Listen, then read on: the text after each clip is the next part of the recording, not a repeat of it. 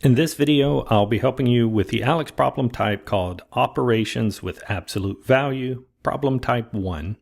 We're given two expressions here to evaluate.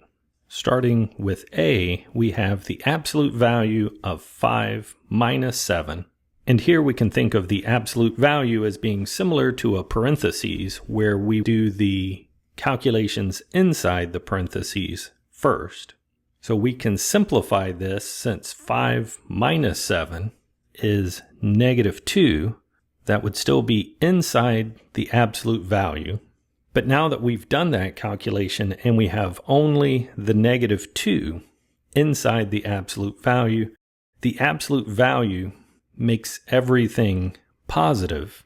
So if this were a positive 2, the absolute value wouldn't really do anything. It would still be positive 2. But since we have a negative number inside the absolute value, to drop those absolute value symbols, we will be making that negative 2 a positive 2.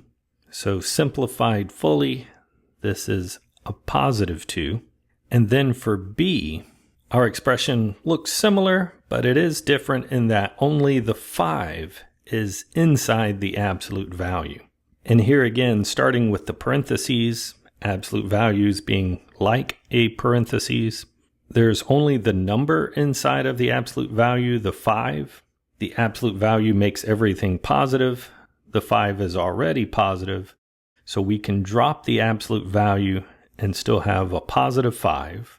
Bringing down the rest of the expression leaves us with a 5 minus 7. No more absolute values. 5 minus 7 is a negative 2.